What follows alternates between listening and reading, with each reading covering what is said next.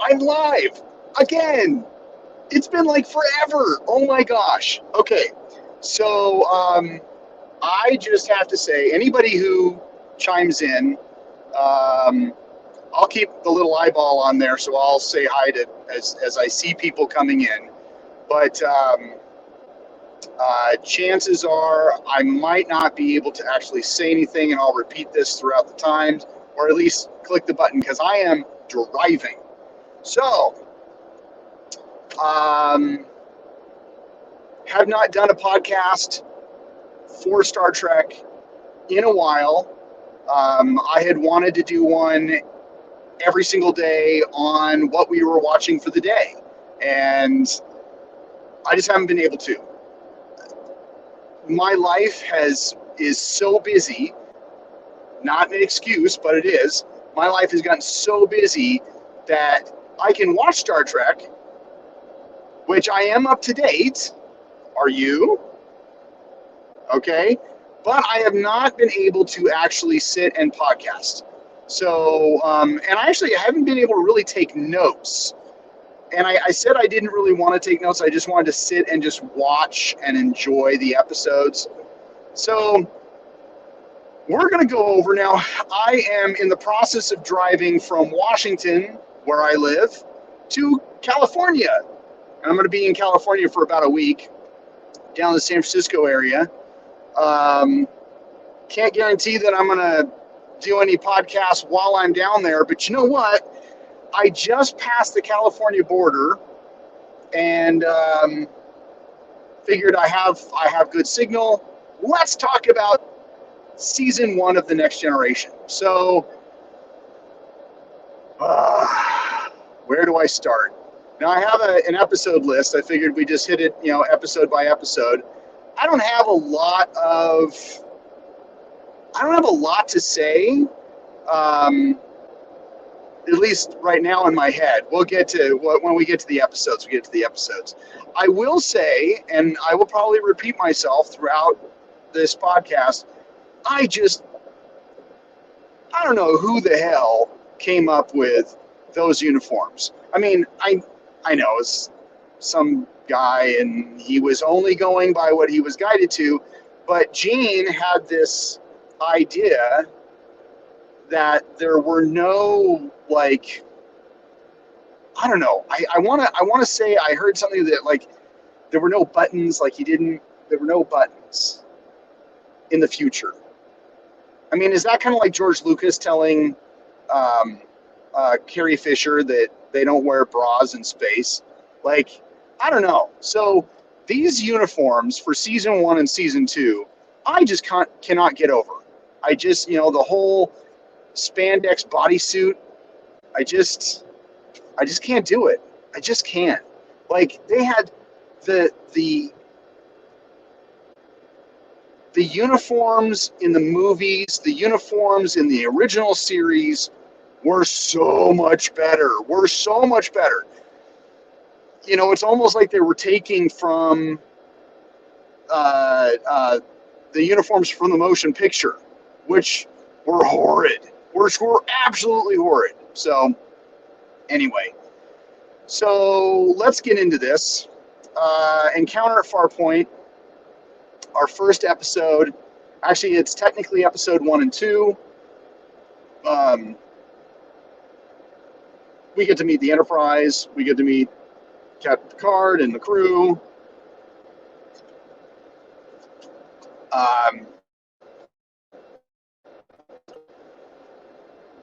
Not overly bad episode.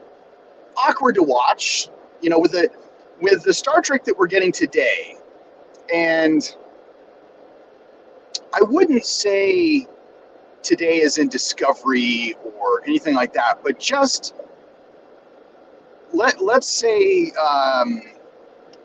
Star Trek of season 7, 5, 6, 7, where uniforms were better, the characters were established, the actors really knew who the characters were, so there was better acting and all that kind of stuff. I don't know, it's just, season 1 is just a little bit awkward to watch.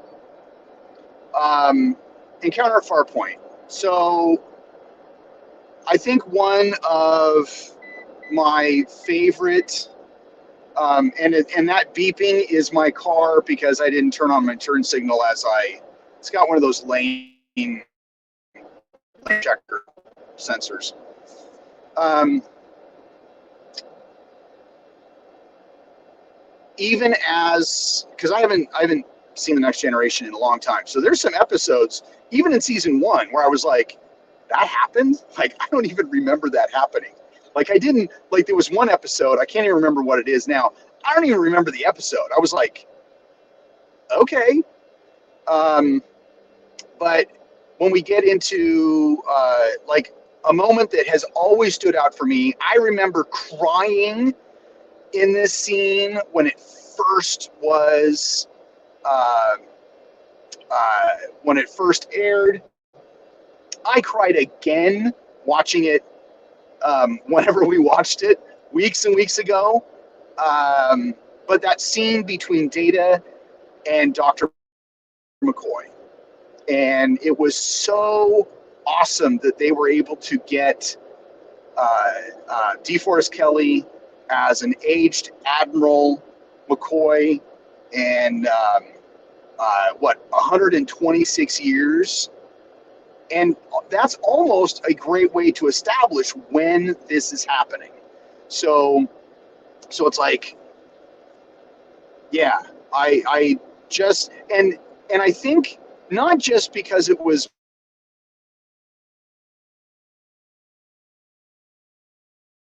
he was on there, he transferred over from the Hood to see the Enterprise, see the sick bay, but you guys know, I love the Enterprise. Like, if I had actually joined the military, it would have been the Navy, and I would have pushed myself to serve on the Enterprise. Okay, but, and I don't know if I told you why I never joined the military in the first place, but it's the dumbest reason on the planet, looking backwards. So, but when they're talking about the Enterprise, you treat her like a lady, and she'll always bring you home. Like, right, just saying those words now, kind of, it creates emotion. I don't know, because it's so true. I mean, the Star Trek is, yes, it's about the characters, and it's about, them boldly going, but the Enterprise ship it is a character. It's a character just like Kirk, Spock, McCoy, Data, like, truly, truly, truly. So, um, yeah, I've always, it's, yeah. Um, Honestly, I never, like, you know, meeting Data for the first time, that was kind of cool. And seeing Brent Spiner, you know, uh, uh, the first time, he's in this character, I don't know. I thought the episode, as a 50-year-old, looking back, the episode really wasn't that bad. Yes, I say it's awkward to watch. It's awkward to watch, at least for me, because of the uniforms, not because of the writing or even the acting. It's really the uniforms. I just can't get over those uniforms. I just don't. I just don't know. Okay, so next episode, The Naked Now. So a total play on The Naked Time from the original series. They even mention the time of the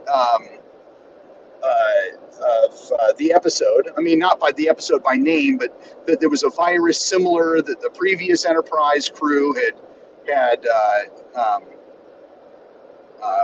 encountered, and then Dr. Crusher is able to kind of use that as a base for synthesis um, of the whatchamacallit. So, um, let's see, what was I going to say?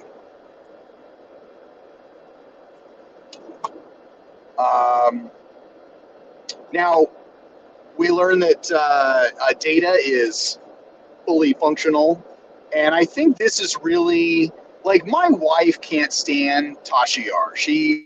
Because we originally, my wife and I, connected over Star Trek because she's not a Trekkie like me, but she likes Star Trek. Um, and so she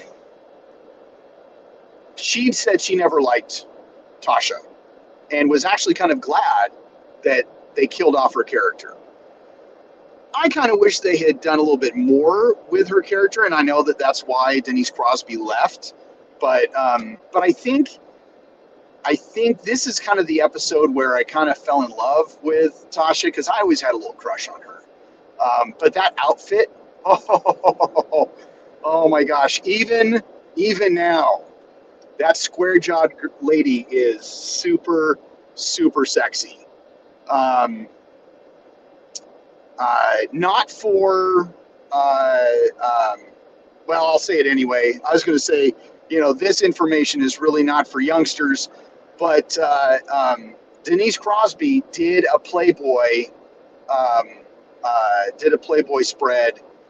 Oh God, this was years before Star Trek. Not impressed. Like hot body, but just the spread was not. It just didn't do her justice. Um, uh, of course, I ended up buying it because I ended up tracking it down, buying it because, well, it's Denise Crosby, and Denise Crosby's kind of sexy. But I just held on to it just because to me, it's like Star Trek memorabilia. Even though the only thing it has to do with Star Trek is Denise Crosby's in it, and it was before Next Generation even took place. So, uh, let's see. Not not a bad episode. Okay. So I'm one of those guys that like when I rewatch stuff, if I already kind of know the storyline, I'll look for things, especially, and even if I don't even know the storyline yet, or I haven't watched the episode. When you have, for me, and this is just me, I don't know if you guys do this too. If you have a dead body, like somebody, like I always look to see. I look for a pulse. I look for chest rise. Like, is this person holding their breath so they don't, so because they're supposed to, they're supposed to be dead. They're not supposed to be breathing. So check this out. So there's the scene where Geordi enters enters that one. Oh shoot, what was it? It was it was on the Triskovsky. I probably am saying that wrong, but anyway, the ship where they got they got the virus from, Shake the Maracas. Thank you, Geordi. Thank you for spreading that onto the Enterprise. Um, but he enters that room and it's all frosty. There's this one guy, and he's kind of covered up. Obviously, there's some orgy going on, but he's covered up, at least along the waist. But he's lying up against like a couch or something like that. The dude's breathing. Like, I never really noticed that before, but of course, having seen the episode in the past, I'm watching it. I'm like, oh, dude, he's breathing. I see chest rise, and actually, it may have been actual stomach rise. But yeah, I think that was kind of cool, catching that. Okay, Code of Honor. Now, Code of Honor. Let's see.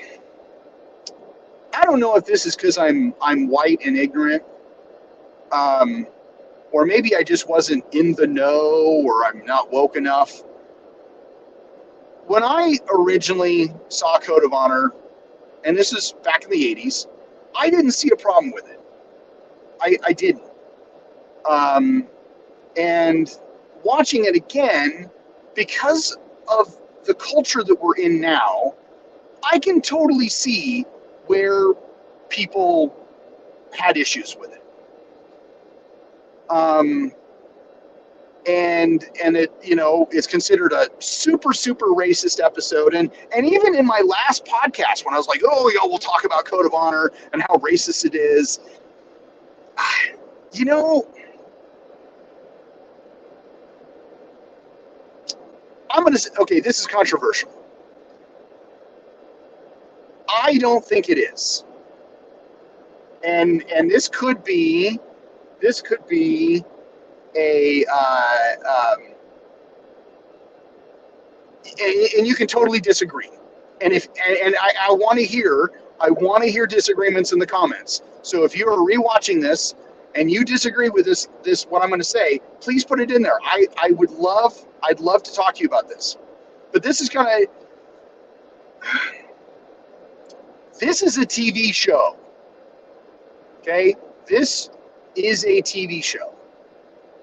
And yes, I totally get it from our perspectives now, okay, from what's going on in the culture.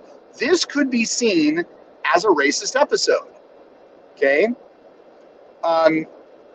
Even the friends of color that I had back in the day, who were also Star Trek fans, they never voiced to me that they had an issue with the episode. And maybe it was just because it was the culture of the day.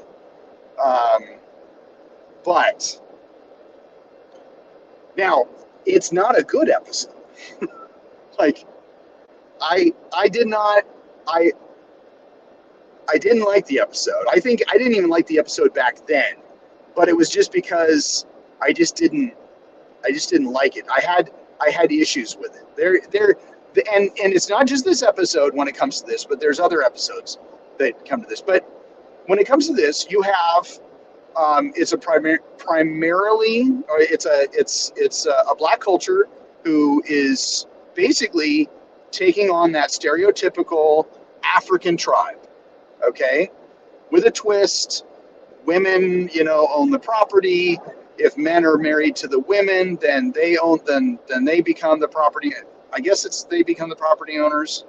Anyway, so, but yes, yeah, it was stereotypical. But let me. It's a TV show. Like, aren't we supposed to play on some stereotypes, whether people like it or not? Like, maybe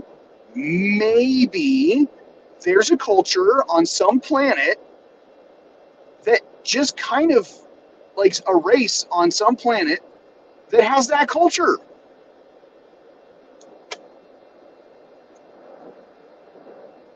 So the only thing I can really say about that episode is that it's just not a great episode. I just think the writing was bad. I think the whole fight thing was bad. I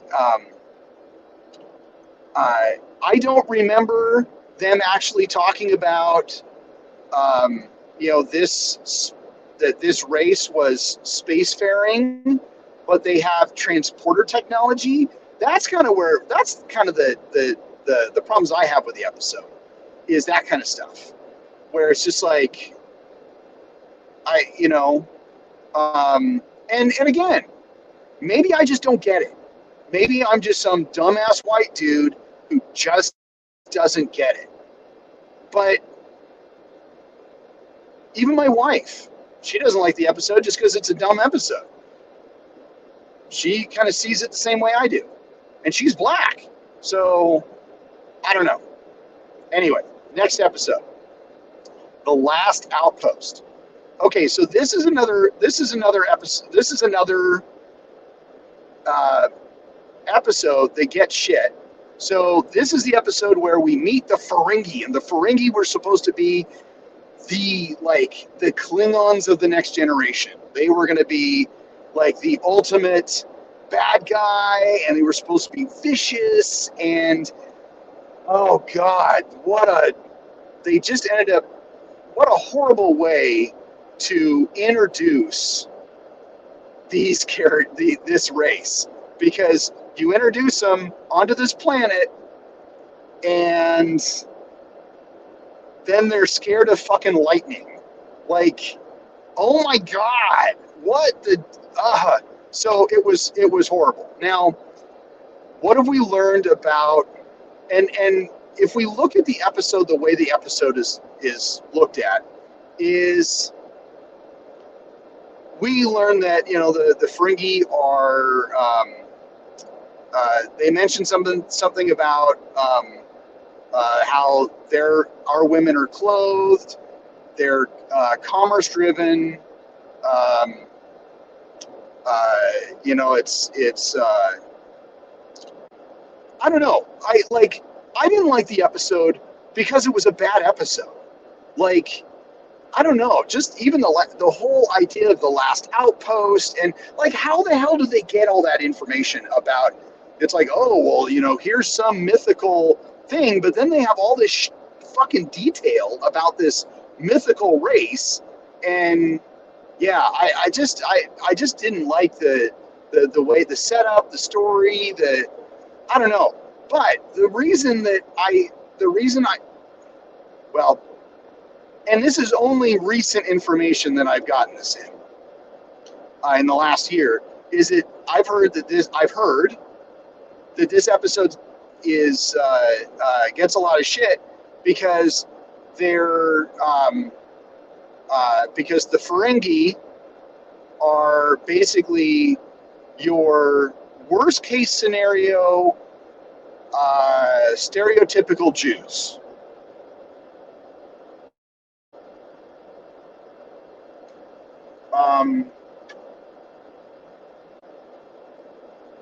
Or at least that's how they're portrayed. So they're portrayed as like Jews, and the Jews are bad. Okay, again, white guy. I was raised Episcopalian. I went to Catholic school. I have a couple Jewish friends, but I don't know. I don't fucking know. Like, I didn't get that.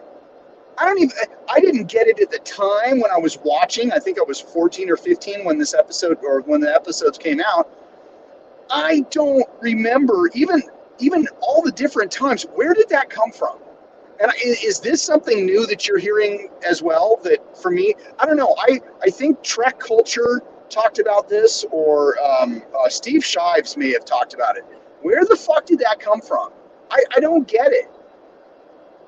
I mean, it's just, they set it up as a different culture. Like, people who are reading into this shit have too much fucking time on their hands.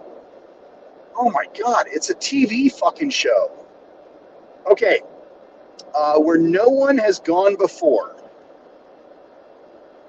I was going to think that this was going to be a bad episode. Just because, you know,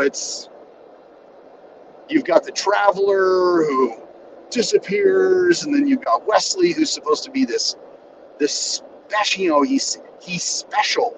Wesley is special. The fuck? But it really wasn't that bad. I actually kind of enjoyed it. Yeah, you know, you have the Traveler and all that stupid stuff, but it really wasn't that bad. It really wasn't. Now, Maddox. Nope, wrong guy. So the dude that the Traveler travels with, so he can go around, he's kind of a dick.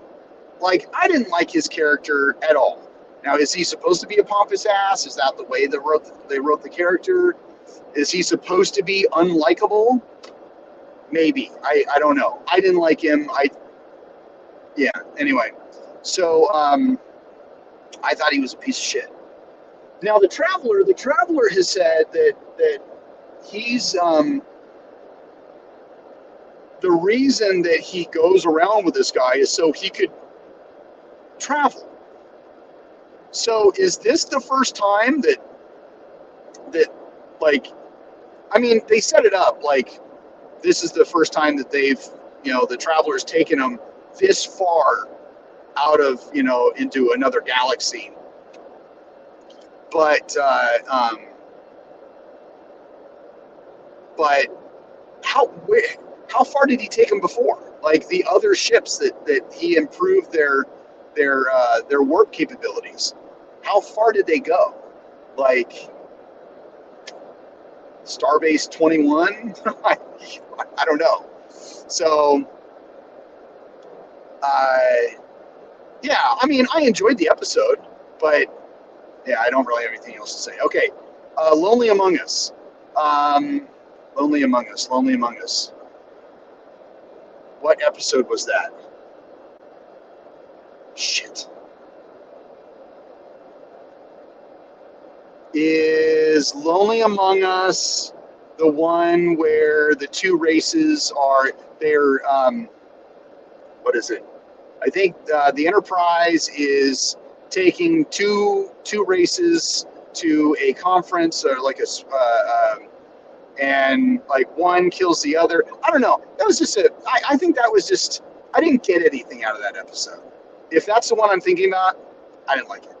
I don't remember having negative or positive feelings about it in the past, but rewatching it now, I'm just like, I didn't get it. Justice. Okay, I got a lot to say about Justice. Justice. This is the Enterprise finds a planet where Riker describes them that they like to make love at the drop of a hat. And Tasha reiterates any hat. So they find this planet. It's this beautiful planet. It's peaceful. The inhabitants basically wear practically nothing. Both the men and the women are all good looking. And then you've got, and they bring Wesley with them. Okay. Now, this whole thing, this whole episode, at least to me, was all talking about the Prime Directive. Okay. Because in the episode, we see Wesley breaks a rule and is basically sentenced to death because the planet has dumb fucking ass rules. So he's sentenced to death because he trips over a barrier and smashes some they're playing ball and he trips and falls and anyway. So because he didn't know, they're just like, yeah, don't worry about it. You're new. This is the law, but we're gonna give you this. You just can't come back. You have to leave.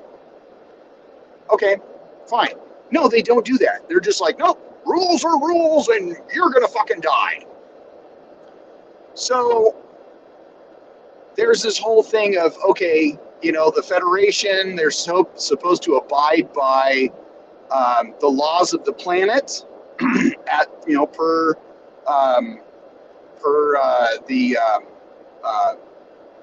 the Prime Directive. They're not supposed to interfere. And we learn originally in the original series that as long as the planet, and I don't know, I might have to double back on this because I'm thinking out loud on this one. So they're not supposed to interfere, and the interference directive only applies to planets that are not making progress, like they're stagnant. Okay, so, but that topic never comes up. I mean, that it was brought up in the original series, but for this specific episode, that specific thing was not brought up at all. Okay, the whole thing is Wesley broke the law. Wesley's going to die, and her her whatchamacallit, her prime directive, they're not supposed to interfere, and Wesley is supposed to die. Okay, but spoiler alert, they do interfere. Picard gives some, speech by saying, "Hey, we used to do this, but we became enlightened. Fuck y'all. We're out of here. Yeah, screw you. I'm going home." Beam them up, and they beam up. So great. Okay, so he Picard makes the hard choice of, does he break the prime directive or doesn't he? Okay, in the process of attempting to save his one of his crew members. Great, and honestly, not a bad story. Okay, not bad, but there's some flaws. Okay, so now he breaks the prime directive. Now, okay. So as they're on this planet, I think the planet was called Edo.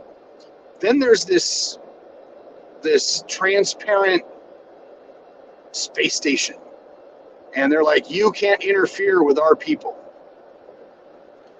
And so finally, Picard, I think they're allowed to beam out because the Edo people, or the Edo space station people, they allowed it because they were not allowing him to beam up. So, but the race, even though they knew, the race knew that they had a bad past. They believed that this space station was a god, okay, and that there was no evidence of the people on the planet of them being spacefaring, having any type of warp capability.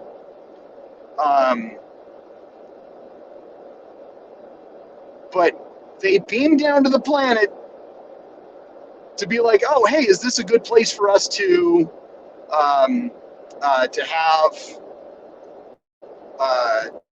have shore leave?"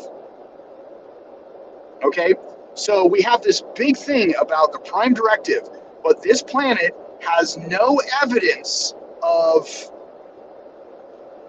no evidence at all of spacefaring. They think that this transparent space station is their god. So just by beaming down to the planet and letting them know, "Hey, we're on a spaceship, and we want to shore leave," isn't that breaking the prime directive? That's my big problem. Now, not a horrible episode, okay? It's a fun episode. From a guy's perspective, you get to see lots of boobies, okay? But seriously, like, that's the biggest flaw, is them just them beaming down to the planet and making contact with this race. They have broken the prime directive. I don't know. What do you think? I know that was long and drawn out. I'm really sorry. Put it in the comments. All right, next episode, the battle. Okay, we get to see the Ferengi again. We got to slow. So we see the Ferengi again. The Ferengi have they are giving Picard a gift of his old starship, the Stargazer, that he was captain of 9 years ago. So I don't know if it was ever explored. What was Picard doing for 9 years between him leaving the Stargazer and becoming captain of the Enterprise? Did we ever learn that? I don't know. That's a big question for me, because even being like like what the hell? Like 9 years. Like, and was Jack Crusher, was Beverly's husband, Wesley's father, was he on the Stargazer? When maybe he wasn't. I think that was something else. But questions like I'm trying to watch this from the perspective of I may not know what's going on in the future. Okay? So I do have questions. I don't know. What has he been doing for 9 years? Now, he starts getting these headaches, and it's all because of this one. The Ferengi is basically uh,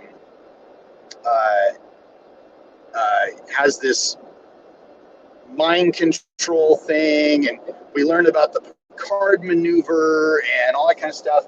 Um, I think the Stargazer is actually pretty cool. I'm never really a super fan of the ship, but I thought it was an interesting design concept. Um, I will say though that the Stargazer in the Stargazer in the ship is, or actually the model that I have from Eaglemoss does not exactly represent the Stargazer as we see it in the episode, because the Eaglemoss in the Eaglemoss model is basically essentially like an Enterprise A saucer modified, and I mean it looks like the Stargazer. Like, don't get me wrong, it does look like the Stargazer, but the saucer section is very thin. The actual Stargazer, that is thick. It's like almost like double the thickness. So Eaglemoss, fail on that side. Okay. Anyway, not a bad episode. We learn a little bit more about the Ferengi. Um, uh, I still don't get the solid white background. I don't know. Yeah. Hyde and Q. We get to see Q again. Um, uh, yeah, I don't know. I like Q. I don't know about this episode. I have mixed feelings. Um, we take, there's a test for whatever, and yeah, I don't know. I have mixed feelings. So Riker in this episode, Riker gets whatchamacallit, he ends up getting Q powers, because they're like, hey, the Q like you, Riker, and of course Riker learns that it's not really what he wants. I don't know. I not really a lot to say about it. So okay, Haven. Haven. Haven is the episode where we get to meet Lwaxana Troi, played by Majel Barrett. We get to see, I don't know the actor's name, but he played Lurch on The Addams Family. He played Mr. Home. We've got we learn that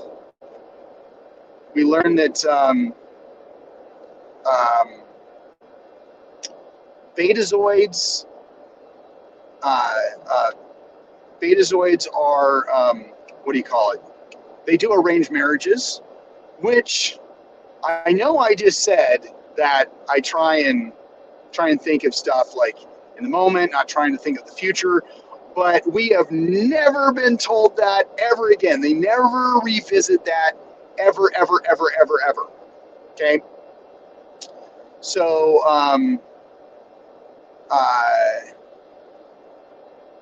and again, we meet a race And that actually, now we actually meet the race because they're on the spaceship that was supposedly had died off on this plague, and but we know so much about them, but they're mythical. Oh my gosh, here's one for real. Ugh. And of course, it's Deanna's husband to be is he's what is it? He's a doctor and ends up saving him. That kind of shit. So, not a bad episode. Not the greatest. Not bad. Questions though. So, Deanna and Riker, they've got this Imzadi thing going on. Okay. Almost to the, I mean, like, he can hear her thoughts. She can hear his thoughts. Well, she can always hear his thoughts, but he can hear her thoughts. This whole Imzadi thing. Okay, they've got this connection. Kind of like the whole, what is it? William Decker and Ilea thing going on from motion picture. Okay, so we get the idea that they've been banging. Okay, there's a relationship. I don't think they're dry humping. I think that they've been banging. And of course, his goal is to be a captain of a ship, and so, you know, that can't. He ends up leaving, whatever. So he ends the relationship. Now, if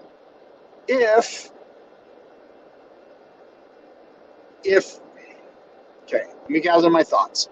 If Betazoids have, what do you call it? If Betazoids have arranged marriages, and maybe this is just their culture. I'm going off of other cultures that have arranged marriages. Wouldn't it be like against the rules for her to have, or for Deanna to have relations, or even just relationships with other people, like other men? Wouldn't that be against the rules? Wouldn't you think that that would be like, if a culture has if a culture has arranged marriages, then either not just the gals, the dudes too, that they just can't have relationships with other people because they are supposed to be bonded to each other. Like, or maybe it's Star Trek, it's a TV show, so maybe they took that culture and was like, yeah, sure, bang all you want. You just in the end have to marry a certain person. Kind of like my wife's grandmother. Okay, my wife's grandmother on her mom's side is a witch. Okay, died 20 years ago. I remember her being very pleasant to me, pleasant to Lisa. Okay, it was totally okay for me and Lisa to have a relationship, for us to date, for even to have sex outside of marriage. But God forbid that a black woman and a white man get married or even have children together. Like that, for her, like when we told her, oh, hey, we're getting married. And she's like, oh, what's the date? And we tell her the date. She goes, oh, I'm going to be busy that day. Oh, well, are you sure? You know, it's like a year from now. No, I know I'm going to be married, or I'm going to be busy. I'm just not going to show up. So totally like that. So it's okay to do this, but if once the marriage happens, like, I don't know. I weirdly make that association. Okay. The Big Goodbye. This was a fun episode. Um, we get to play in the holodeck. Um, uh, Now I know that I don't really know the capabilities of of of special effects in the 80s, but I think like when at the end when the big bad boss and his lieutenant, whatever, when they step into the hallway outside of the whatchamacallit, the holodeck, and then they start disappearing from like the feet up, and they're supposed to be like, "Oh, what a world! What a world! I'm melting. Who threw water on me?" Um, that wouldn't it have been more appropriate for them basically to, as they step out, like there just be this invisible wall that they step out and then they just kind of disappear instead of just kind of in the hallway disappearing. Now it could be we could play it off as the holo projectors can project somewhat outside into the hallway, but that at some point the signal degrades and they can't yeah, at some point the signal just degrades. I think it would have been cool for them just to step out and then they just disintegrate us. That would have been cool. That would have been cool. But yeah, just a fun episode. Like, I don't have anything negative or positive to say about it. Just a fun episode. I enjoyed it. I did enjoy it. You had better stay in your fucking lane, you dipshit. Like, I know I'm podcasting live, but like, dude, like, nobody's on the road, and this guy is like doing this behind me. Anyway, okay. Data Lore.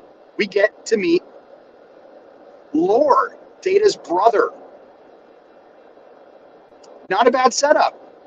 We're introduced to the crystalline entity, and because I'm only seeing what's going on right now, I don't know if they're going to revisit that, but they do. Okay. Eventually.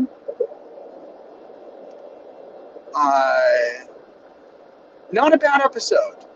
Not a bad episode. Not and I so Rob, who I never told Rob that I was going to be doing this, so it doesn't surprise me that he hasn't tuned in at all. He's probably busy. He's probably at work. Like, it's like 2:00 his time. So anyway, so he mentioned something to me about just the acting talents of Brent Spiner, and I totally am on the same page. Like, being able to play the two characters so differently. What a great job! What a great job! Kudos to Brent Spiner. And I actually met Brent Spiner once. I was at a convention. I did not stand in line for him. I was just there just to kind of be there. But it was kind of after hours in his area. There were no booths around, and I was just kind of walking around. And this was, I don't know, maybe 5 years ago, 6, 7 years ago. This was a while ago. This is several years ago.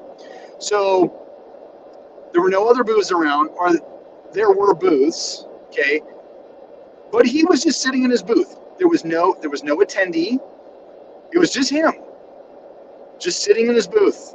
And usually at these Comic-Cons, like, there's like a Comic-Con staff member who's like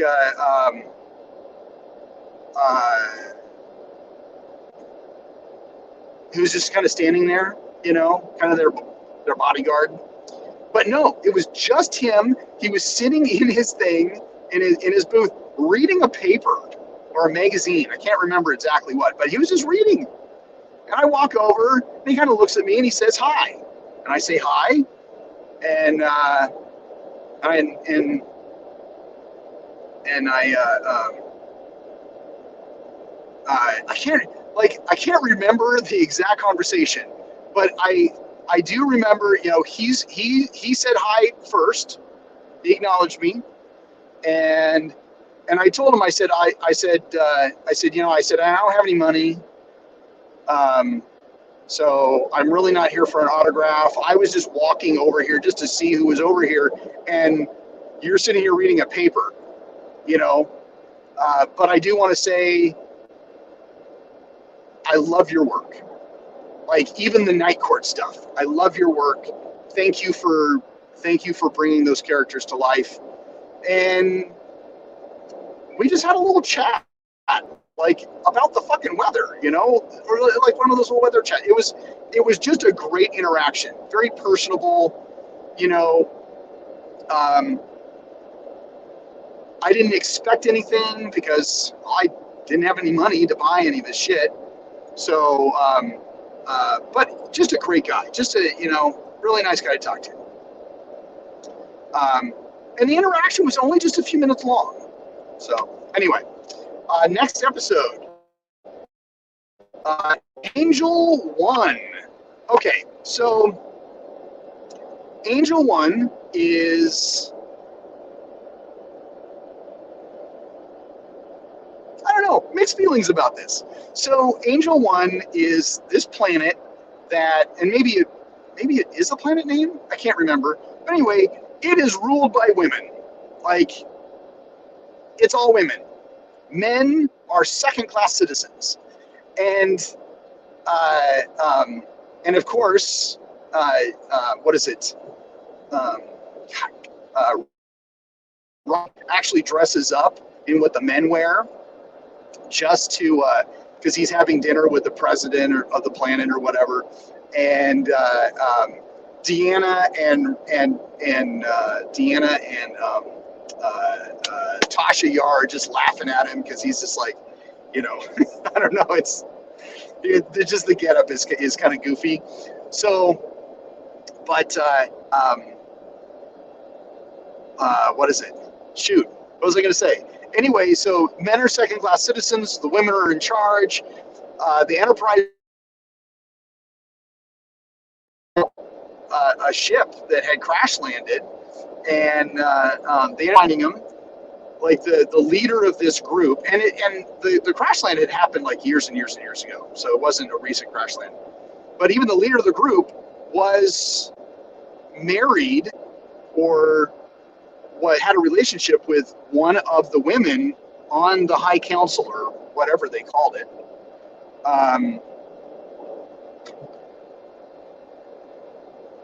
Is this a copper behind me? I don't know.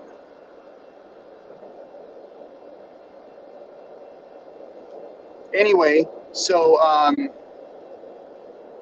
we've got so anyway, their whole thing is finding these people, and at first, they're like, no, you can't take anybody from here. We won't let you look, blah blah blah, and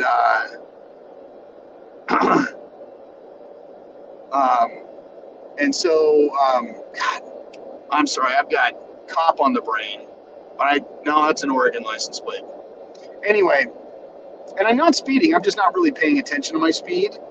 I'm just, like, I'm passing semis. Anyway, so, let's see, what was I saying?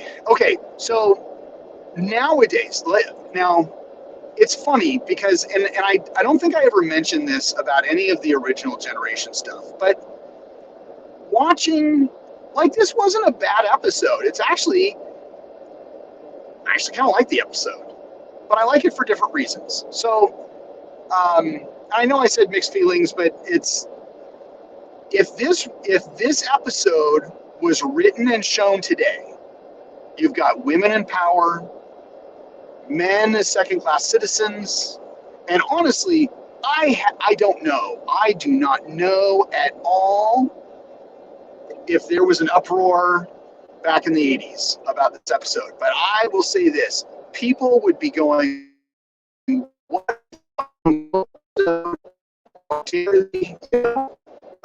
You know, but even now, like I could read if it came out now, if it was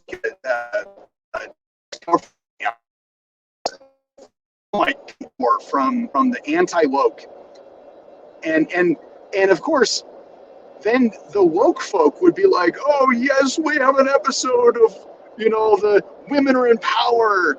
But here's like, this episode also shows that women need men as well.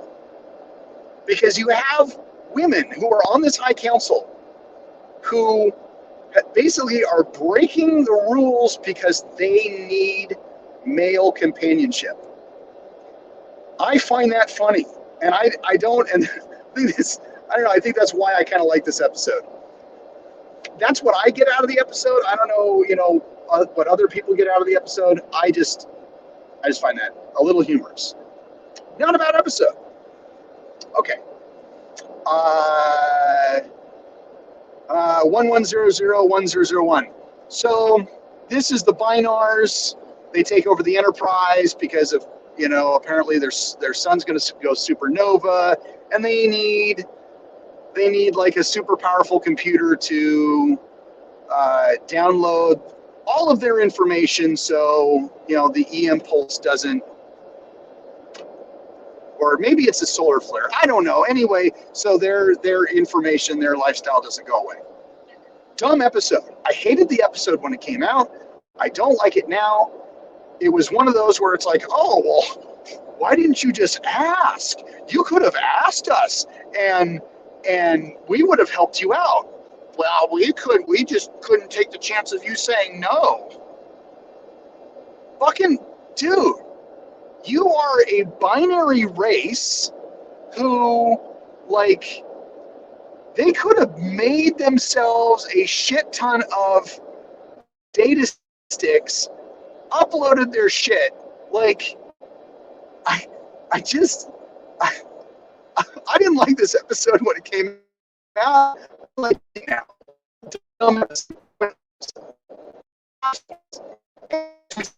ever again. I know we're not supposed to really look in the future, but I don't think we've ever seen that race ever fucking again. And these people are federated people. Hello? All right. Too short a season. Too short a season. Too short a season. Trying to think. Too short a season.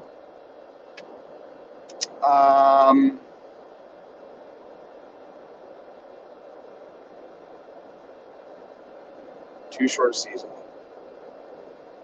Can't remember what this episode is. You know what? I actually think, no, that wasn't that either. Is too short a season.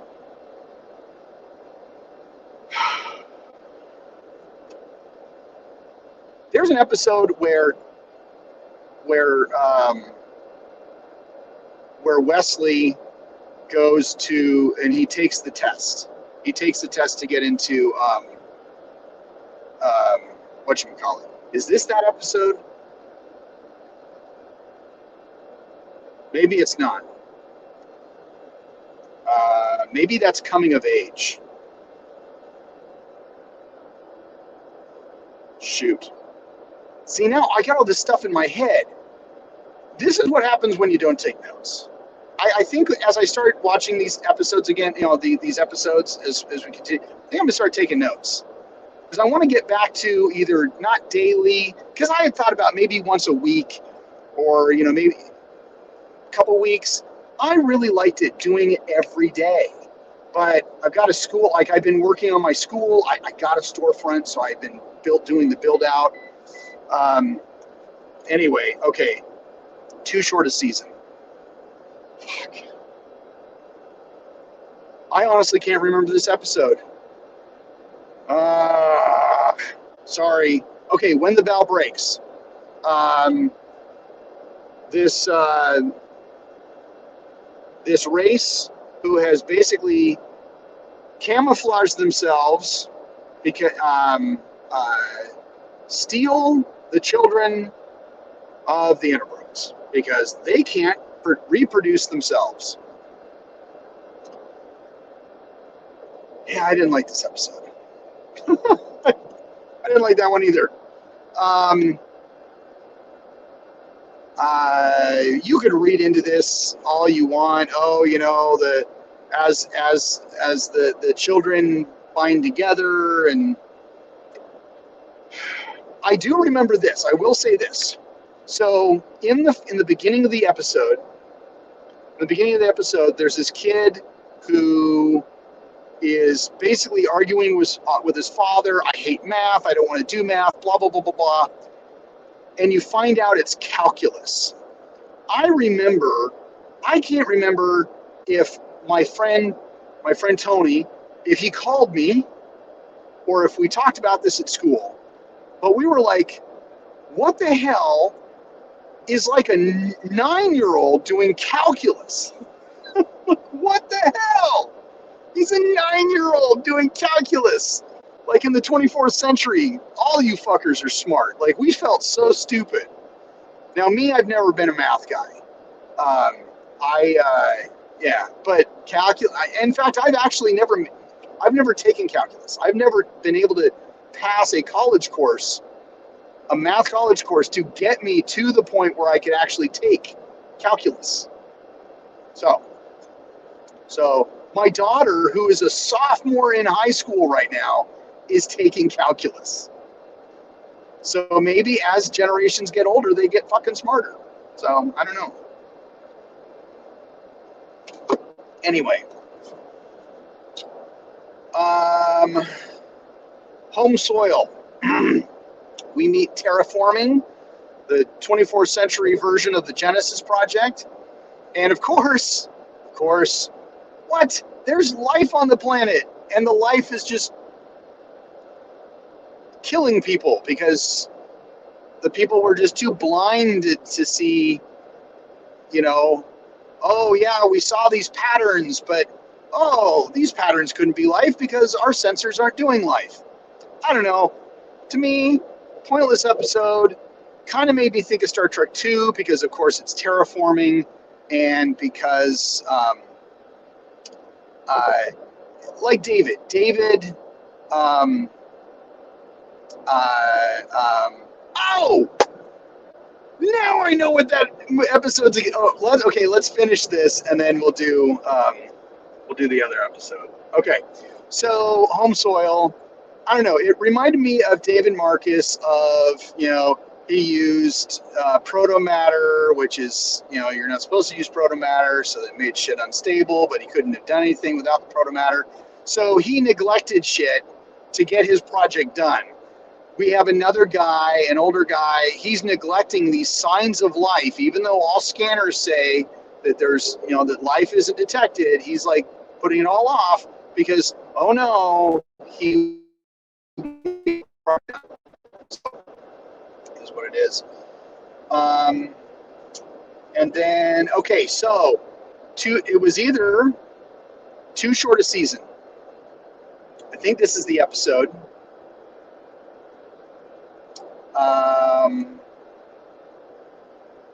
Or maybe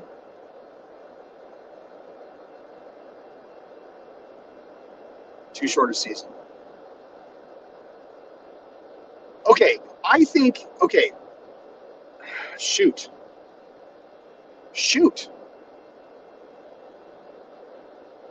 I can't remember which one it is now.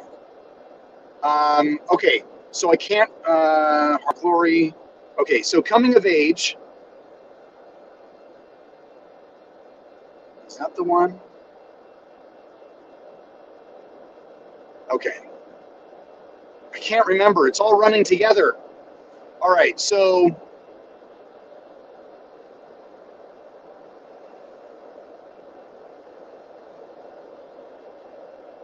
oh, No.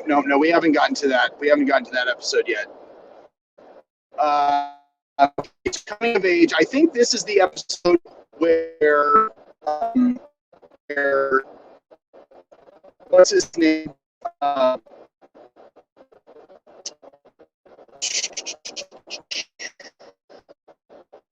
This is the episode where Wesley takes the entrance exam to Starfleet Academy. He goes up against 4 people, and he comes in second against Mordock, who is this new race. He anyway, so basically just a bunch of whiz kids, and he faces his greatest fear because he didn't know if he could make a decision of who to save, because Picard had made a decision of who to save, and it was not saving. So yeah.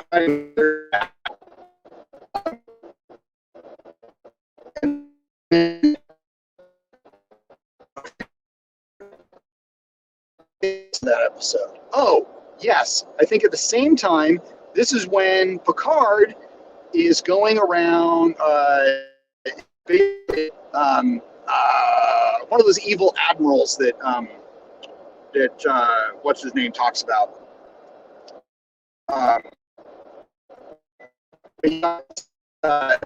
This little ship that is investigating Picard, everybody.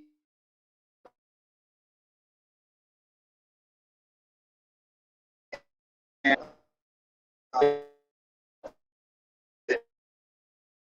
black.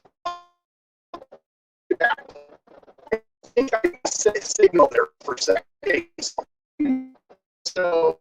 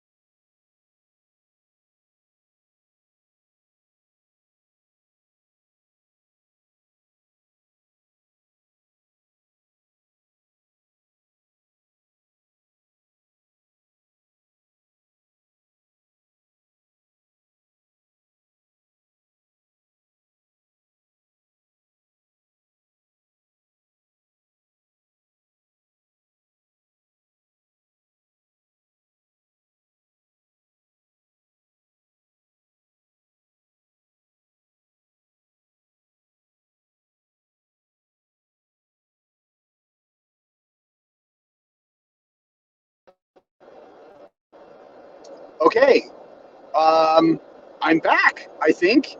Sorry about that. Okay, so where were we?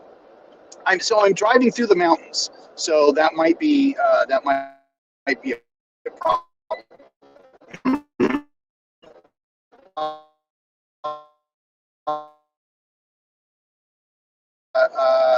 Coming of age. So anyway,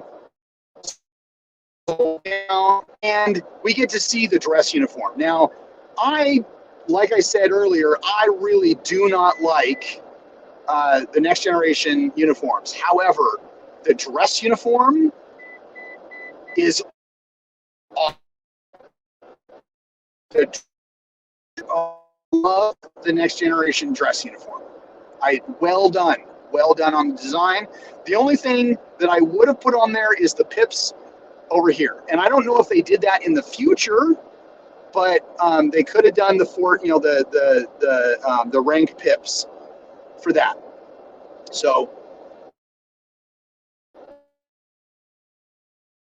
this is where I might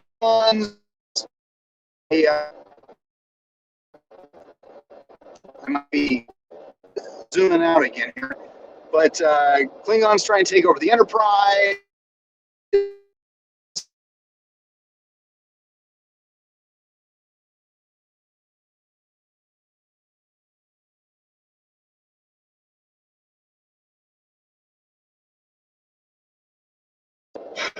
not the greatest episode. I mean, we get to see a lot of Klingon stuff.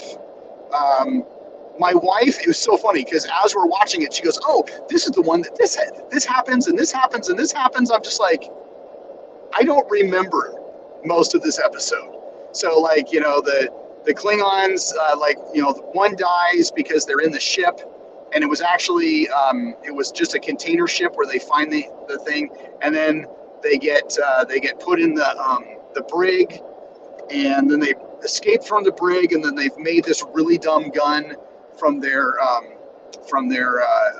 what do you call it? From their belts and uniform, and then yeah, I don't know. It was so funny because she was just like, "Oh, this is going to happen, and this happens, and this happens," and yeah, I found that kind of humorous.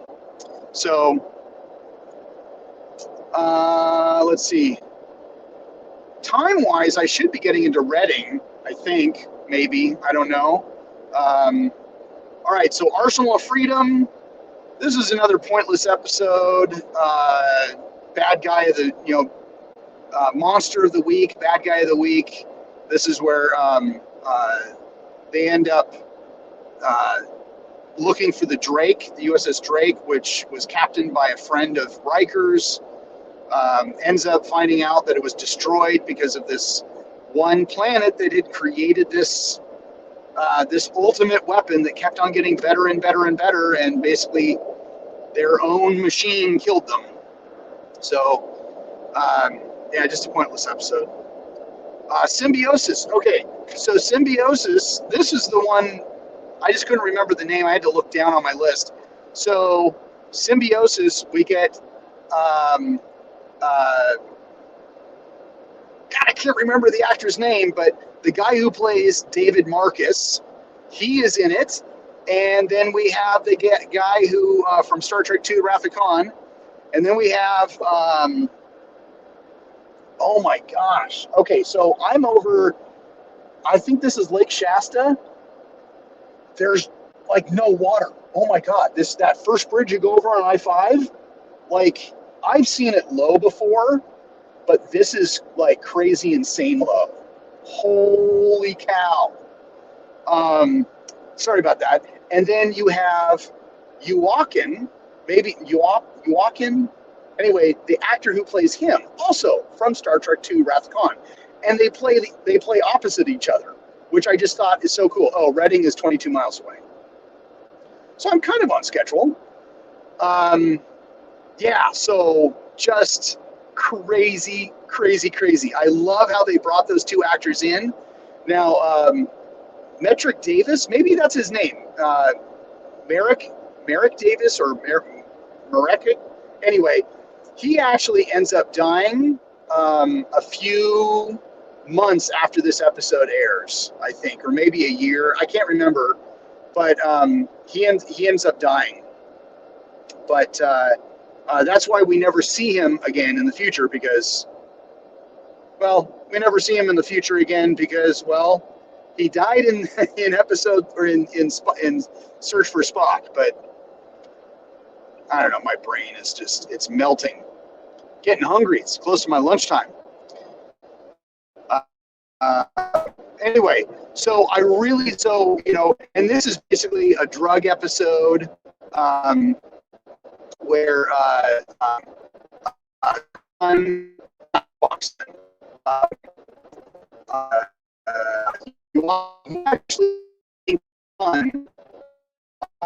always thought he was the son of Khan. But anyway, so I got all this on. So the son of Khan and the son of Kirk go up into his race in it, and they're addicted to this drug that Khan's son race makes. And they used to be together, the same plant, they used to be,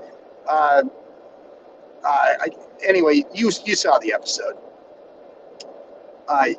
Khan's son's race planet was able to overcome the addiction because it was a drug that basically was like, it helped them survive this plague. But these were kind of stupid. These guys were stupid and didn't figure that out. So one race was feeding off to another. Picard is just like, yeah, Prime Directive, I'm not going to get involved. And Crusher she just has this conniption fit over it. So, like, how dare you feed off of this other? Now, I don't know, you could read into it as much as you want. I just thought it was cool that you had two Star Trek 2 actors playing against each other in the Next Generation. So bringing more people to solidify that. Okay, Skin of Evil. Skin of Evil. So, not the greatest episode. This episode exists because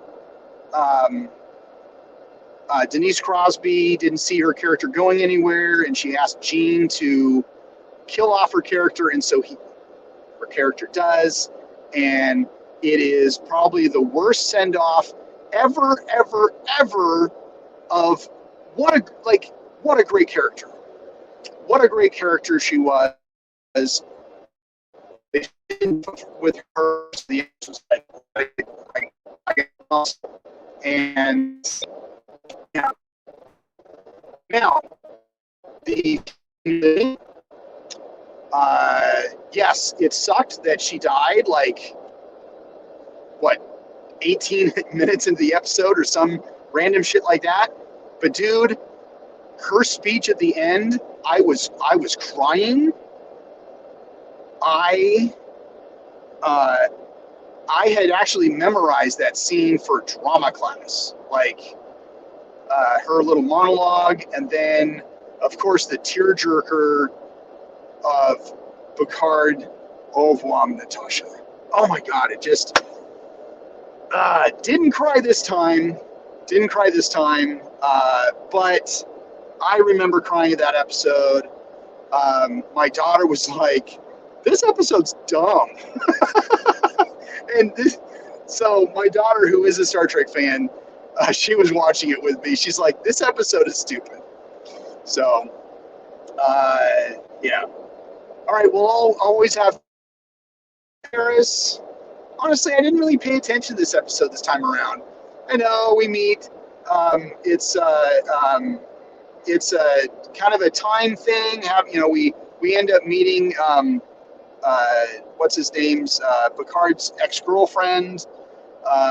So he gets all nostalgic and all that kind of shit. But honestly, I didn't really pay a lot of attention to it. I was just like, really? Conspiracy. They bring back that Admiral dude and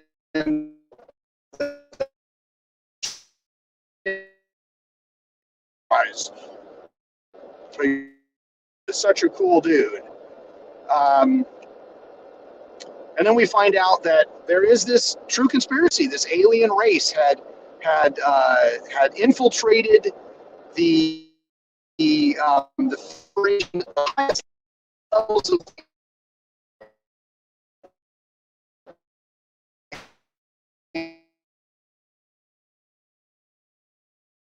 they put a little Picard and Riker saved the day, and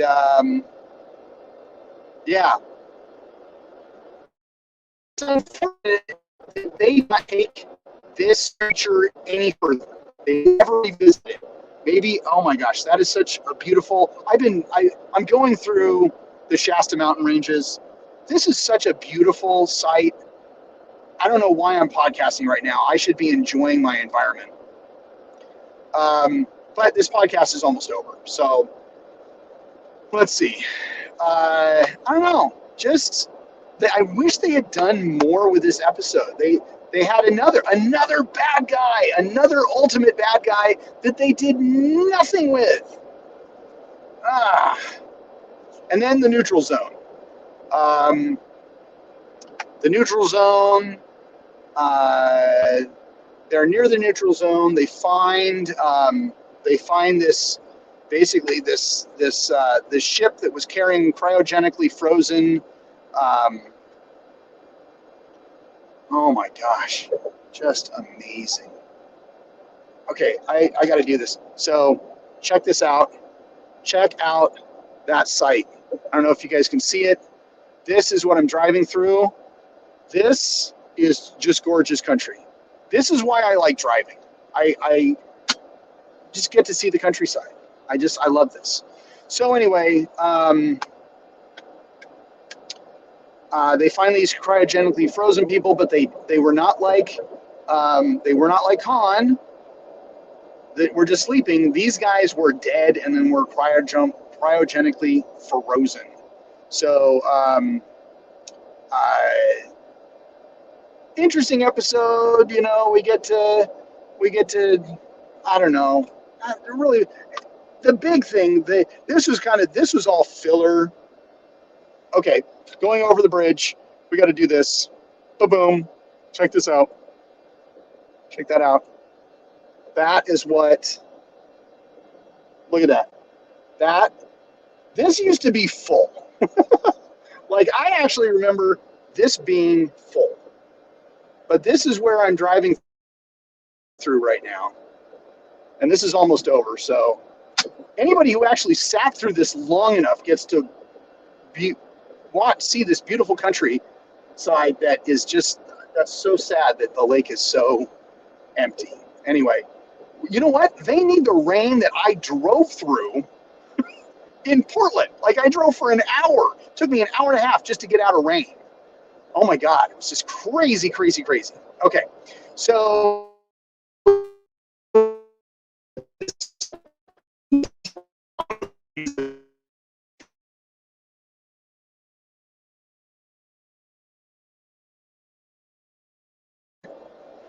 we're back. So yeah, don't know what to tell you. Anyway, so that's season 1. Talked for an hour and 22 minutes. You got to see some great scenery. I don't know. There you go.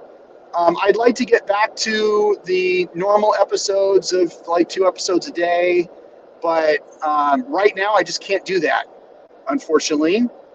Maybe next week I might end up doing, depending on where I'm at, I might end up doing an episode where I cover season 2, and then we can do episode by episode for season 3.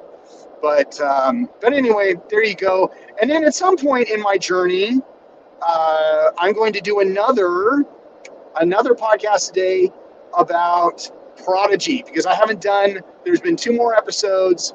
I usually do those on Thursdays because I've done that. Anyway, we'll do a Prodigy episode. And that's sometime later today. Anyway, if you've hung out this long and have not subscribed, shared, done all that kind of stuff, do that. You can go to Sensei Mish on YouTube, look that up. And I've got a new shows for my build out for my dojo. I call it This Old Dojo, so it's going to be a very short series. So check that out if you can, if you want. Other than that, there you go. Live long and prosper, and I'll see you on the next episode.